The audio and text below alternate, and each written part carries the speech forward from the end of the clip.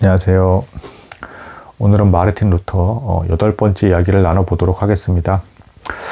지난번에는 그 루터가 95개조 반박문을 붙였는데 그럼 이제 루터가 언제 회심을 했는가 이걸 놓고 그 전문가들과 루터 자신의 말이 좀 달랐다.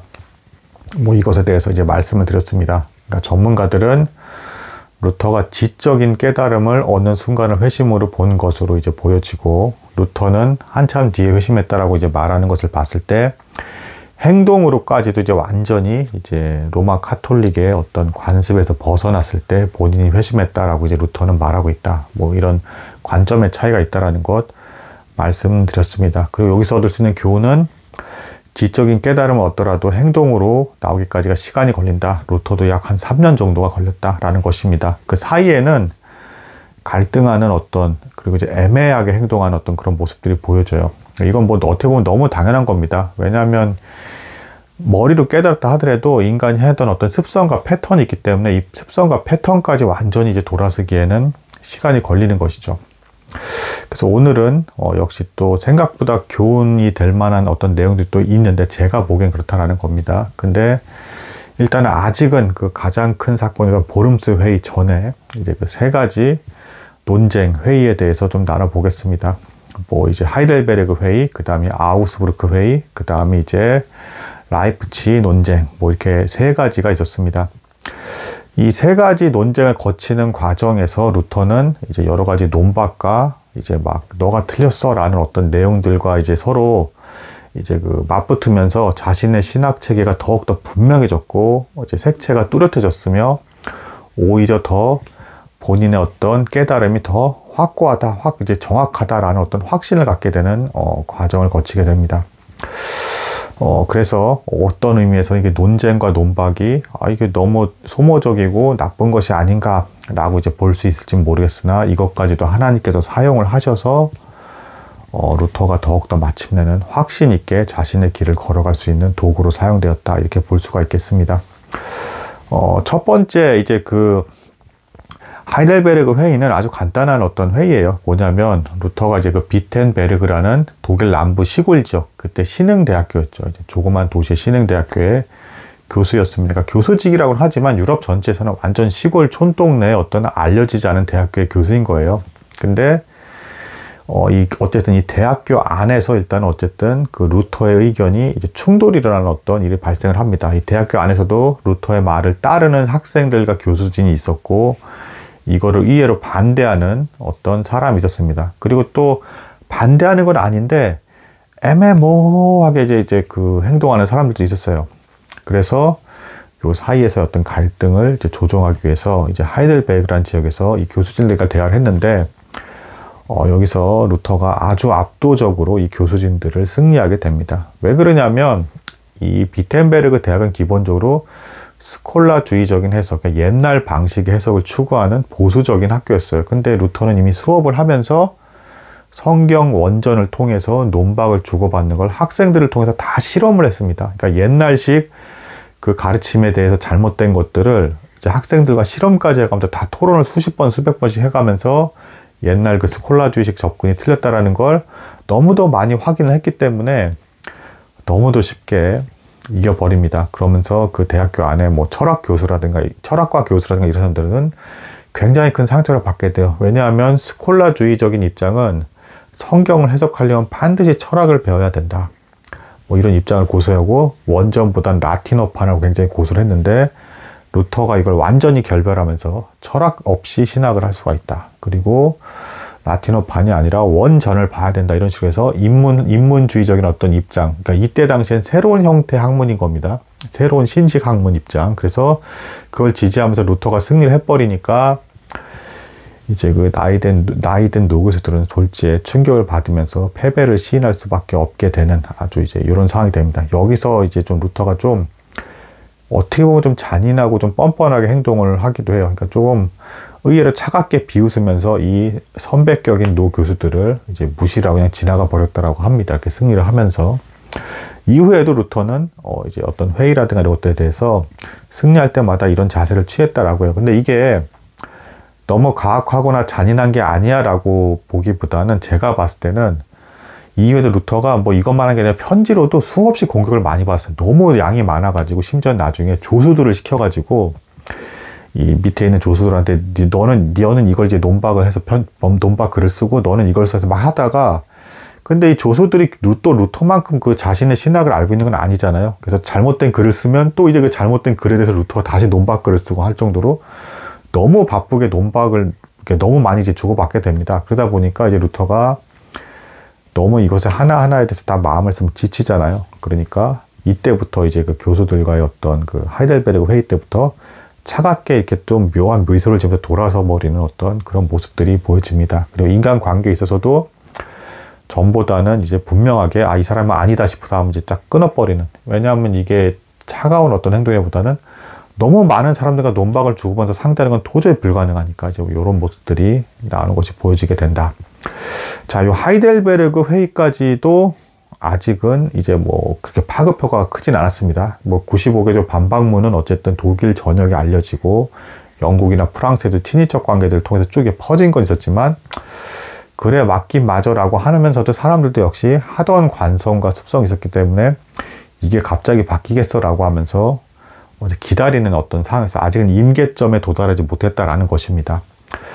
근데 이제 아우구스부르크 회의부터는 조금 이제 입장이 바뀝니다. 여기서는 이제 교황청에서 직접 사람을 보내서 카에탄이라는 전형적인 옛날식 스콜라주의적 입장에서의 전문가 중에 전문가입니다. 아주 똑똑한 사람이에요. 카에탄이라고. 이 사람을 로마 교황청에서 루터를 이제 설득하기 위해서 보냅니다. 자, 여기서 대단히 중요한 또 신기한 하나님의 섭리가 있는데요. 뭐냐면 원래 이때 당시에 좀 더 교황청의 권력이 안정적이었다라고 한다 그러면 아예 초반부터 루터를 불러다가 화형시키는 것도 가능했을 겁니다. 근데 이때 상황이 어땠냐면 비록 독일이 이제 막 여러 영주 제국으로 이렇게 쪼개져 있었지만 이제 신성 로마 제국의 황제직이라는 게 있기는 했어요. 그래서 이 로마의 그 황제직위를 그러니까 독일을 그렇게 불렀던 거죠. 당시에 신성 로마 제국의 황제직위. 근데 이 황제직위를 놓고 이제 스페인과 이제 프랑스와 이제 어떤 그 왕족들의 그 어떤 혈통에서 이제 마땅히 딱 황제직이 누가 받아야 된다는 게 고정되지 않은 상태였습니다. 그럼 이 상황에서 로마 교황청은 이제 자신들의 말을 잘 듣는 황제가 독일 지역에 선출이 돼야 이제 그 로마 교황청에서 이 독일 지역을 이제 마음껏 이렇게 다스리기가 좀 편했겠죠. 근데 그래서 이제 눈치를 보는 상황이기 때문에 독일 어떤 사람들을 이제 자극을 해서 루터를 잡아다가 바로 화형을 그냥 너무 빠르게 확 시켜버리면 이제 그 로마 교황청의 말을 잘 듣는 황제가 독일에 취임하기에는 조금 무리가 있는 그런 묘한 상태였어요. 그래서 로마 교황청이 처음부터 바로 곧바로 루터에게 강하게 나오지 못했던 겁니다. 그러니까 이 타이밍도 아주 절묘했던 겁니다. 그러니까 정치적으로 복잡한 상황이었기 때문에 로마 교황청이 따질 계산할 게 너무 많다 보니까 루터의 문제는 의외로 되게 사소한 것으로 받고 금방 가라앉겠거니 생각을 하면서 괜히 독일 사람들 자극하지 말자 라고 하면서 이렇게 무마시키려고 일을 이렇게 빙빙 끌면서 회의를 자꾸 하면서 진행을 하다가 오히려 주변에 다 알려져 버린 겁니다. 그리고 또 루터가 역시 하이델베르크 회의 이후부터는 그 논박을 주고받은 걸 다 대잡을 붙여버렸어요. 그 처음엔 라틴어로만 붙이다가 나중에 독일어로까지 붙입니다. 그러니까 사람들이 보면서 야, 루터란 사람 말이 맞나 봐 라고 하면서 점점 독일 사람들이 그렇지 하면서 뭐 굳이 이탈리아에서 오는 그 이탈리아 사람들 말 들을 필요 있어 라고 하면서 어떤 민족주의적인 부분도 루터가 어떤지 생각지 않게 건든 부분이 있습니다. 왜냐하면 루터가 로마에 갔을 때 교황청에 있는 수사들이 굉장히 실망했다라고 했죠. 그래서 이탈리아 사람들 별거 아니고 막 해서 어떤 그런 마음이 필체에다 담겨 있었어요. 그래서 독일 사람들 입장에서도 그렇지 이 먼 변방까지 이탈리아 사람에서 걔네들이 아는 게 뭔데 걔네가 뭐 어쩔 건데 이런 건 있었다는 말이에요. 이미 그런 상태에서 점점 사람들이 루터에게 많은 사람들이 돌아서기 시작하는 그리고 대중들까지도 어떤 술집에서 논박을 주고받으면서 루터가 맞는 것 같다라는 형태로 흘러가고 있었습니다. 여기서 이 아우구스부르크 회의가 좀 결정타적인 역할을 좀 합니다. 이 카에탄 사람이 왔는데 이 사람이 어쨌든 스콜라주의 어떤 골수라고 했잖아요. 아주 전문가라고. 어쨌든 근데 루터는 이미 너무 많이 이 스콜라주의적 입장의 철학 기조를 가진 사람들 너무 많이 이미 상대를 해봤어요. 아무리 전문가를 할지라도 약점이 뭔지를 너무 잘 알고 있었습니다. 그래서 순식간에 너무 쉽게 카에탄이 져버리고요. 그러니까 루터가 이겨버리고요. 초반에는 카이탄이 어쨌든 나이가 훨씬 많은 사람이기 때문에 이 젊은 교수였던 루터에게 아들이요 뭐 어쩌요 하면서 마치 큰 어떤 영적인 아버지인 것처럼 아량을 베푸는 것처럼 대하다가 루터가 너무 예리하게 자신도 생각지 못한 약속들을 다 찔러버리니까 이 카이탄이라는 사람도 대학자였단 말이에요. 그리고 로마 교황청에서. 그러니까 자존심이 막 상해가지고 나중에는 너 같은 사람은 파문 당해야 한다고 막 어떤 이제 막 노발대발하면서 싸우게 되다가 마침내는 카이탄이 패배를 시인하고 돌아가게 됩니다. 이게 이제 이제 좀 파급효과가 제법 커서 이제 점점 제후들부터 시작해서 뭔가 야 이게 루터가 진짜 로마 교황청 사람까지도 이겨버리네라고 하면서 다시금 생각하게 되는 이런 어떤 내용들이 나오게 되고요. 여기서 이제 루터가 또 혁명적인 사상을 이때 당시에 이제 얘기를 합니다. 뭘 얘기를 했냐면 이 일이 끝난 다음에 좀 더 이제 루터는 또 오히려 또 자기도 이기기도 했잖아요. 자신의 사상을 확신하면서 이런 말까지 합니다. 교회가 스스로 정화할 수 있는 자정 능력을 잃어버렸을 때는 이제 그 교황청 사람을 꺾어버린 다음에 제후라든가 정치적 권력이 있는 사람들이라도 나서서 어쨌든 이 제후나 귀족들이 로마 교황청 입장에서 어쨌든 평신도란 말이에요. 수사나 뭐 어떤 사제나 이런 사람들이 아니란 말이에요. 그러니까 영적인 지도자는 아니라는 거죠. 근데 루터는 아주 이때 파격적인 얘기를 합니다. 어쨌든 교회가 스스로, 카톨릭 교회가 스스로 정화 능력이 없을 때는 평신도이지만 어쨌든 권력을 지니고 입김이 있고 영향이 있는 사람들이 개혁을 해줘야 된다라는 이 놀라운 말을 해버립니다. 그러니까 이게 사실은 루터가 뭐 이제 아부성으로 발언을 한 게 아니라 교회가 잘 개혁되지 못할 때는 직분과 상관없이 누군가라도 나서서 옳은 말을 자꾸 해야 된다는 말을 한 거예요. 근데 그 중에서도 이 당시엔 힘이 있는 사람이 제후나 영주들이니까 그 사람들이 개혁을 해야 된다는 말을 한 겁니다. 그러니까 이게 어쨌든 제후들이나 영주 입장에서는 아, 우리 입맛대로 교회를 다스려도 되는구나라는 어떤 굉장히 매력적인 말을 해버린 겁니다. 그러니까 이때부터 루터에게 이제 돌아서는 제후나 영주들, 그러니까 겉으로는 막 떠들지 못하고 있지만 마음속으로 이제 루터를 염두에 두면서 아, 그렇지. 교회에 막대한 부와 재산이 쏠리고 있는 상황이기 때문에 이 영주들과 제후들 입장에서는 교회조차도 사실은 마음대로 좀 다스리고 싶은 마음이 있었습니다. 그러니까 로마 교황청과 분리가 돼서 자기들이 마음대로 하면서 어떤 세금도 걷고 하고 해갖고 싶었던 욕망이 있었던 거예요. 근데 루터가 그게 맞다라는 말을 취해버리니까 순식간에 사람들이 아, 이런 게 가능해라고 하면서 이제 그 마음이 돌아서게 되기 시작했다. 그러니까 상류층부터 중산층까지 루터가 마음을 이제 사로잡기 시작했다라는 것입니다. 이후에 로마 교황청은 카에탄 말고 이번에는 좀 타락한 사람을 보냈는데 돈으로 루터를 매수하려 했습니다. 하지만 루터는 돈에 넘어가지 않았다.